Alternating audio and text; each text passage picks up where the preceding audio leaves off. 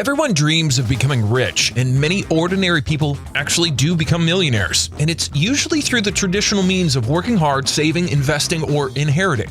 Most millionaires toiled a lot of years on their 9-to-5 jobs and preserved the cutthroat competition and the vicious corporate ladder climb just to build their first million. Tough, yeah? But other people had it easy. They didn't have to go through the long, painstaking conventional route, but made millions quickly, and to some, even instantly. Sometimes the millions came with sheer luck. Sometimes it came with an idea so simple, it seemed ridiculous. Like if somebody told you, let's go sell some pixels. Would you take that seriously? Or if somebody said, let's sell some rocks and make millions, you'd probably think that someone belongs to a nut house. Crazy as it may seem, these are real stories of people who made real millions. In this episode, we're going to give you 10 shocking ways the wealthy got rich. Maybe after watching this, you'd be inspired to quit your day job and pursue your stupid idea. Here's some shocking ways the rich made their millions. Number 1, catch ball. On September 27, 1998, baseball fan Phil Zurski luckily caught the 70th home run ball hit by St. Louis Cardinal slugger Mark McGwire. The hit broke existing records at that time. The Cardinals organization, wanting to recall the iconic ball, requested Ozerski to return it in exchange for a signed ball, bat, and jersey. Ozerski was willing to hand it back, but he had one sweet request though: if he could meet the legendary Mark McGwire. The power hitter snubbed the request. The exchange never happened. 3 months later, the ball was auctioned off and sold to Todd McFarlane, creator of the famed Spawn comic book. How much did the Cardinal fan make from the ball? A cool $3.5 million. Well, anyone can snub me for that amount. Number 2, win the lottery. In 2006, Dave Gelly, along with 7 of his coworkers in ConAgra Foods, won $365 million in the lottery. After splitting the win with his colleagues and after taxes, Gelly still came home with $22.1 million, but unlike other instant lottery millionaires, he didn't splurge nor blow his winnings on expensive, flashy stuff. The practical Gelly only bought himself a snowblower and a modest new car. Gelly still lives in the same house before he won, but he did do a little traveling. Gelly admitted that he's very much tempted to spend all his winnings, but has committed himself to be very prudent with his spending. He also made some investments, though he did not disclose what they were. I would think that the investments were carefully thought of too. After winning, Gelly initially stayed on working with ConAgra, but did quit after a while. He said he now spends much of his time helping his neighbors, plowing and shoveling snow in the winter, or just doing anything he can do to help around town. Yeah, people like Gelly still exist. Seems like money just gave him the freedom to do more what he wants. Bless him. Number 3, sell pixels. Back in 2005, student Alex Chu needed a way to pay off his education's fees. And what was his idea to generate funds? To generate a website that consists of 1 million pixels and sell the space to companies who wanted to put ads on it. So in August of the same year, Chu registered his website called the $1 Million Homepage with 1 million pixels arranged in grids of 1,000 by 1,000 and sold in 10 by 10 blocks at $1 per pixel. The website became an instant internet phenomenon, with companies buying by the dozen, placing their logos and ads on the pixels. By January 2006, just a few months after he had launched the site, Chu sold the whole page and earned $1 million. Chu has moved on to another business endeavor using his earnings from the pixel site. He launched the now popular sleep and meditation app called Calm. His net worth is now estimated at $10 million. Number 4, sell key clasp. In 2004, airline stewardess Sandy Stein found herself in a financial rut, with the 9/11 tragedy affecting the airline industry and her husband being out of work. Thinking of her then 10-year-old boy, Stein gathered up all her life savings and launched her business called Finder's Key Purse. The idea came from a dream where her late father showed her the design and told her to sell the item. Stein came up with the Finder's Key Purse, which is a functional accessory key clasp to help women easily locate their keys every time. Just within 4 months from the product's launch, Stein made her first $1 million in sales. Today, the company is valued at $25 million. I bet this story make you take tips from dreams seriously now. Number 5, play poker. Jonathan Duhamel was a finance student from Montreal who always dreamt of becoming a professional hockey player. No, he didn't make millions from a career in finance, and no, neither did he make it from playing hockey. Duhamel's destiny is on the table, playing poker. Duhamel joined the World Series of Poker in Las Vegas and championed the game. The young player was only 23 at the time and was the first Canadian to ever hold the title. But what's more important, he went home from the game $9 million richer. Today, Duhamel is said to have a net worth of $32 million. Don't you just wish you could bluff your way to that amount? Number 6, sell rocks. Now, this story sounds like it was made up by a bunch of potheads who just smoked out. Dude, let's gather up some rocks and sell them to people as pets. Let's throw in an instruction book on how to care for them. Imagine how this pet would change people's lives. No feeding, no bathing, no walking, no vet visits. And somebody will always be waiting for you when you come home. All right, let's just bring them around, no trouble. That could very well be the dialogue in a pot movie.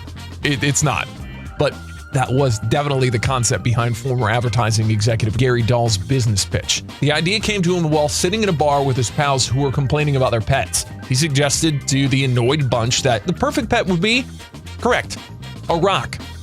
In 1975, Dahl sold pet rocks for $3.95 a piece. It came with a manual, a bed of hay, or a cute cardboard box carrier.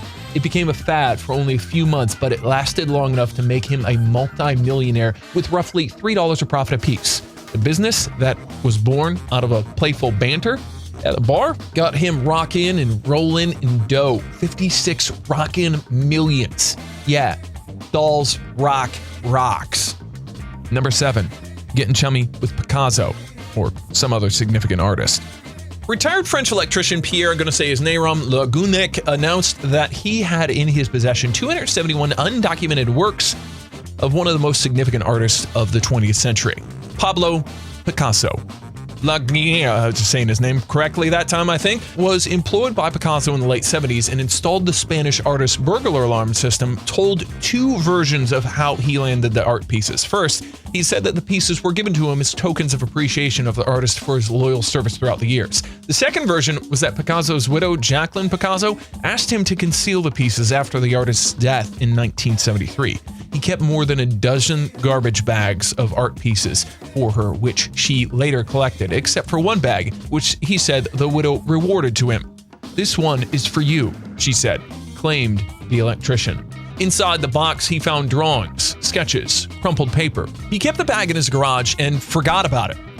He rediscovered the box in 2009, almost 40 years after he received the treasured loot. He claims that he did not tell the real story earlier, fearing it might put Madame Jacqueline in a bad light. He believes Jacqueline wanted to keep the items hidden from her stepson, Claude Ruse Picasso, one of the 6 official heirs to the Picasso estate. La Guernic, pretty sure I nailed it that time, in an effort to authenticate the pieces, went to Paris with his wife to have the works verified by artist's estate. The artist's son said that the pieces presented were indeed his late father's works, but he suspected they were stolen and alerted the police. In 2015, the courts convicted La Guernic and his wife, Danielle, for stealing the art pieces and gave them a 2-tier suspended sentence. However, in 2018, the court overturned the judgment for lack of evidence. The treasure trove of never-before-seen works by Pablo Picasso is estimated to be worth between $60 and $105 million. Number 8. Grab a wacky idea. Meet Japanese-American Ken Hakuda, whose million-dollar idea wasn't even his own idea. In 1982, Harvard Business School grad Hakuda received by mail a present for his then 3.5-year-old son, Kenzo, from his mother who lives in Japan. It was a rubber octopus-shaped toy with 8 legs. That was the sort of gooey that when you throw it into a wall, it sticks for a while and then would shimmy down to the floor, rolling, sticking, and twitching. Hakuda was fascinated with the toy and realized its marketing potential. He tracked the manufacturer down. He didn't have high hopes to snag its distribution since the toy industry is very competitive, but he checked just the same. Much to his surprise, there was no American distributor yet. In 1983, he purchased the rights for distribution for $5,000 and started marketing the item in Washington, D.C. It was selling fairly well, but it wasn't until Nine Hyde of the Washington Post wrote a story on it that orders began flooding in. In less than a year, Hakuda sold over 240 million wacky wall walkers that made him $80 million richer. Number 9. Use the yellow smiley. If you don't know yellow smiley, you can't just be living on a rock. You must be from another planet. You know, that round, circle, smiling face filled with yellow that's slapped on almost all kinds of merch? Well, that iconic symbol of happiness was made by graphic artist Harvey Ball in 1963 for his PR company's client, State Mutual Life Insurance in Worcester, Massachusetts. The insurance firm just wanted to boost the morale of employees after going through a series of difficult transitions. The design, which Ball came up with in just 10 minutes, was put on posters and buttons to make the office more cheerful. Ball did not trademark his design. Though Ball created the design, it was the Spain brothers who created the smiley craze, making it a cultural icon. Philadelphia brothers Bernard and Murray Spain, who owned 2 Hallmark shops, were set to open a novelty store, the Dollar Express, and were looking for peace-like symbols that had general appeal that they could use. Remembering the yellow smiley that floated around, they bought the copyrights to the mark and included the tagline, "Have a nice day," in 1971. Before the end, they sold more than 50 million buttons and other items emblazed with a face. Meanwhile, in France, journalist Frank Lufrani registered the design for commercial use in 1972. Since there was a steady stream of negative news on the newspaper he works for, France Soir, he would use the smiley to mark good news and alert readers of positive content published in the daily. Later, he opened the Smiley Company and trademarked the design on over 100 countries. And sold Smiley T-shirt transfer. When his son Nicholas took over in '96, he turned the company into a multi-million-dollar cash cow. He distributed the brand through licensing agreements all over the world. Licensing is when you allow other companies to use your logo, and in exchange you get shares of the sales of the partnering company. Today, the Smiley Company is valued at $500 million. Oh, did I mention how much Ball made for his iconic design originally? $45. He never received another payment, even after millions were profited off of it by other people. But the artist who drew the most recognized symbol in the world died in 2001 with no regrets. His son said he was never money-driven and used to say that, "Hey, I can only eat one steak at a time." Maybe he was really okay to just have his smiley face out there. Number 10. Collect trash. Other people saw scrap paper as garbage, but I saw it as a forest of trees. Was what Zhang Yin said, chairman of Nine Dragons Paper Foldings Limited, an environmentally friendly manufacturing company that engages in the production and sale of container board products. And you know what? Zhang Yin's special brand of forest of trees made her the richest person in China and the richest self-made woman in the world. Yes, believe it or not, she is richer than TV celebrity Oprah and J.K. Rowling of the famed Harry Potter series. Zhang Yin, known as the Queen of Trash, came from very humble beginnings. She first started working in a textile company, then onto a paper trading company, where she got her first exposure to manufacturing and the paper industry. Knowing that there was a large volume of imported goods shipped from China, she noticed that there was a lack of quality paper packaging product in her country. Moving to Hong Kong in 1985, she started her paper packaging company with just a few $1,000s, but it didn't do too well because of a paper shortage in China. In 1999, she moved to LA and launched a paper exporting company, American Chungnam. She discovered that in America there was an abundance of paper trash. She opened Nine Dragons and buys waste paper from the United States and Europe, ships it to China for recycling, then turns it into packaging boxes for Chinese export. When the boxes are thrown away by Western consumers, the company buys them, and so the cycle continues. The growth in Chinese exports made her Nine Dragons a multi-billion-dollar enterprise. Today, Zhang Yin's estimated worth is at $4 billion. This should really inspire everyone now to go green. So what are the big picture learnings from these millionaires? Getting rich doesn't always have to be a long-term game. These millionaires did not have to work and wait 40 years to save up their first million. They did not inherit the money as well.